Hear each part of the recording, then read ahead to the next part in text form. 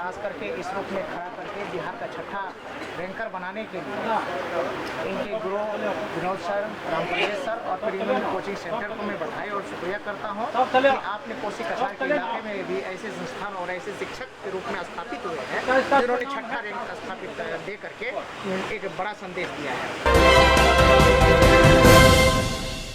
का premiere coaching संस्थान 1997 में इसकी शुरुआत हुई और तब से कोई न कोई बड़ा चौंकाने वाला जो है काम यहाँ होता रहा है। यहाँ बच्चे बल्क में जो है सफलता हासिल करते हैं और बड़ा नाम करते हैं। इस संस्थान का एक बच्चा है नवरत्न कुमार, उसने बिहार में छठा स्थान पाया है। आज डॉक्टर गौतम कृष्ण जो महसी के विधायक हैं, राजद के विधायक हैं, सदन से लेकर सड़क तक उनकी आवाज़ गूंजती है, काफ़ी हनकदार विधायक हैं। अभी नवरत्न हमारे साथ है, पहले उससे जुड़ते हैं। नवरत्न, ये किस तरह से पहले नवरत्न इस सफलता को लेते हैं? सर सब यहाँ पे हैं, दिल से धन्यवाद आभार प्रकट करता हूँ जो गाइड किए थे, जो यहाँ के प्रिंसिपल सर आदरणीय विनोद सर और डायरेक्टर सर रामप्रवेश सर, वो जब लाइब्रेरी आते थे तो गाइड करते थे, मोटिवेट भी करते रहते थे। साथ ही जो शिक्षागण हैं सर मतलब कॉन्सेप्ट से पढ़ाते थे। बिहार में छठा स्थान, निश्चित रूप से घर के लोग भी खुश होंगे, अब तुम्हारी खुशी भी बहुत ज़्यादा होगी और अब तो घर के लोगों की उम्मीद के साथ साथ समाज के लोगों की भी उम्मीद बढ़ गई है। तो कैसे संतुलन बनाओगे आगे की पढ़ाई?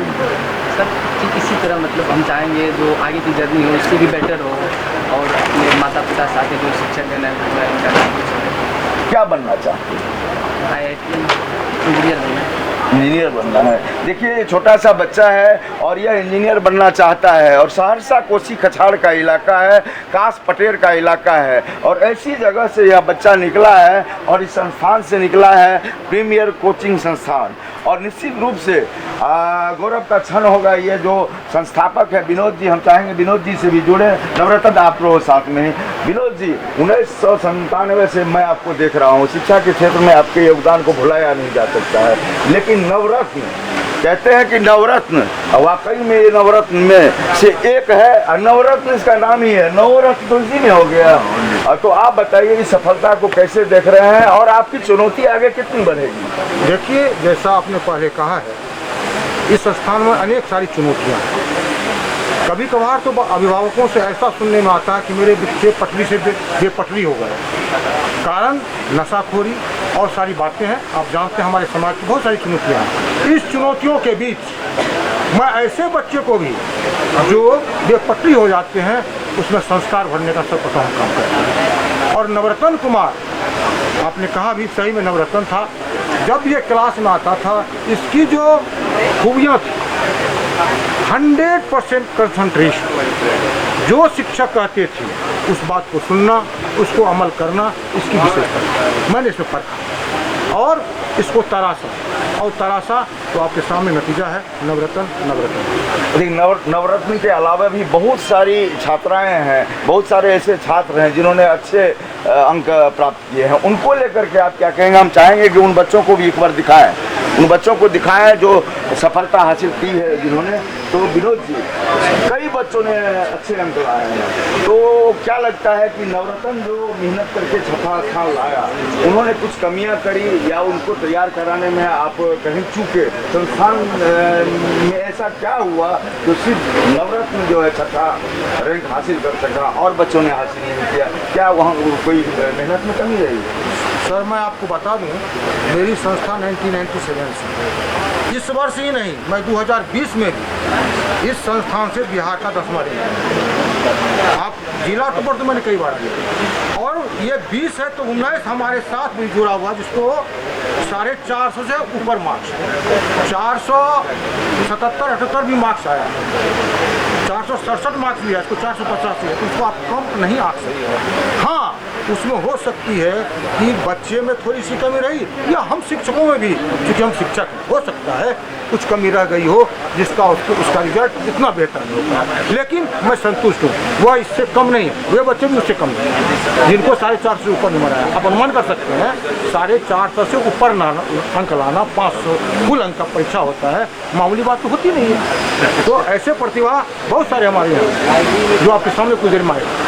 देखिए विनोद जी, एक बड़ा सवाल यह भी होता है कि कोई संस्थान अगर सफलता का नया इतिहास गढ़ने लगता है तो समाज को भी बड़ी उम्मीद बढ़ जाती है कि भाई यहाँ से तो 25 लड़के निकले हैं, लगता है कि अगले साल यहाँ से 75, 100, 200, 300 निकलेंगे।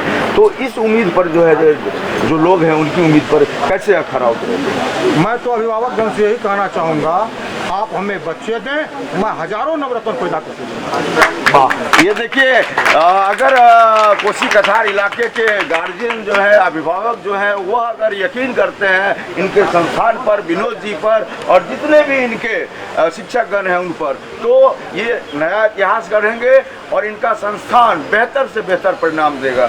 हमारे साथ गौतम कृष्ण जी भी हैं, ये विधायक हैं, महिषी के राजद के कद्दावर विधायक हैं, और जब ये बोलते हैं तो लगता है कि कोई नेता नहीं बल्कि जनता का सबसे बड़ा पुरोधा बोल रहा है। गौतम जी, हम चाहेंगे कि नवरत्न ने जिस तरह से सफलता हासिल की है और सारे संस्थान के लोग भी यहाँ मौजूद हैं, तो इस सफलता को आप कैसे लेते हैं और बच्चों को क्या आप जो है अपने जरिए संदेश देते हैं?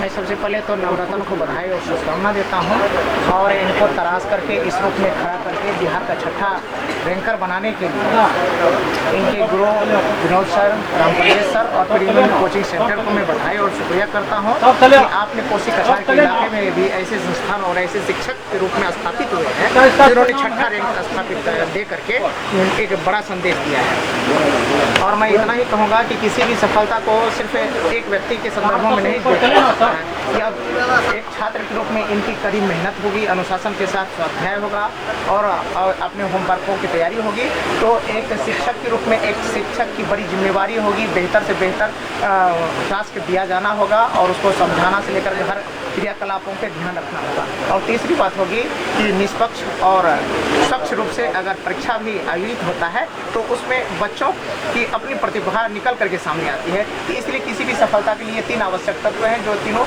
एक जगह मिल जाते हैं, तो ऐसे में हम लोग को एक अच्छे योग्य प्रतिभावान छात्रों की प्रतिभा देखने को मिलती है। मैं बधाई देता हूँ संस्थान को और खास करके नवरत्न जैसे। और मैं एक बात और कहना चाहता हूँ आपके चैनल के माध्यम से कि किसी भी जो टॉपर जो कोई टॉपर लड़का होता है उसके सामने 2 चुनौती होता है। एक चुनौती अब इनके सामने एक नई चुनौती कि अब अगला परीक्षा जब भी ये देंगे इनको लगेगा कि मैं पिछला जो अपना रैंक है, जो स्थान है उसको बरकरार रखूं और फिर नया ऐसा करो कि दूसरों पे आगे बढ़ जाओ। तो ये हमेशा आपको अब इनको इस दबाव में रहना पड़ेगा, इस दबाव में काम करना पड़ेगा कि कोई मुझे दाब न दे, मुझे कोई हरा न दे, कोई 5वां पोजीशन, कोई 4था पोजीशन ला करके अन्य चीज़ों में मुझे कम न कर दे। तो इस चुनौती को हमेशा तैयारी रखना है, मुझे फिर कोई दबाने वाला नहीं। गौतम जी, एक बड़ा सवाल यह भी है कि इस उम्र का जो बच्चा है वह कॉरेक्स पी रहा है और नशे का, सूखे नशे का शिकार है। ब्राउन शुगर की बात करें, हेरोइन की बात करें, सहरसा में चरस है, अफीम है, सब नशे का शिकार है और कट्टा भी हाथ में है। तो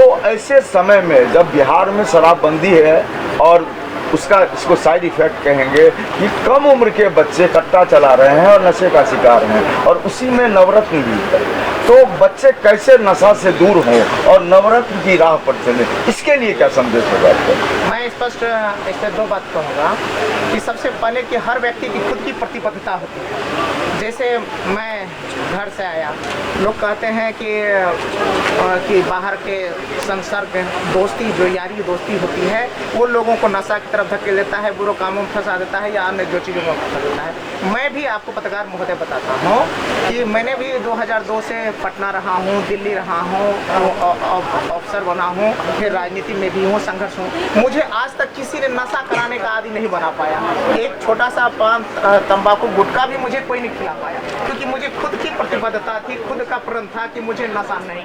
तो इसलिए हर व्यक्ति को, हर स्टूडेंट को खुद से पहले प्रतिज्ञा लेनी होगी कि मुझे क्या करना है, क्या नहीं करना है। एक बात यह है। दूसरी बात, जहां आपको थोड़े बहुत भटकाव के अवसर बनते हैं उसमें होती है दोस्ती यारी। तो ऐसे दोस्तों से, ऐसे परिवेश से हमको दूर रहना है जो हमें सही रास्ते से गलत कदम की ओर आगे बढ़ा दे। इनको हमको भाप करके उनसे दूरी बना लेना। गौतम विष्णु को सुना आपने, एक बार फिर से हम नवरत्न से बात करेंगे। नवरत्न, तुम्हारे पिता क्या करते हैं? किसान हैं और इतनी बड़ी उपलब्धि से वो किस तरह से खुश हैं, उनका रिएक्शन पहला क्या था? बहुत ज़्यादा खुश थे, मतलब नई बात थी, बस खुश थे। देखिए पापा खुश थे और बेहद गरीब किसान परिवार से आता है और नई इबारत इसने लिखी है। कौन कहता है कि आसमान में सुराख नहीं हो सकता, एक पत्थर तो तबीयत से उछालो यार।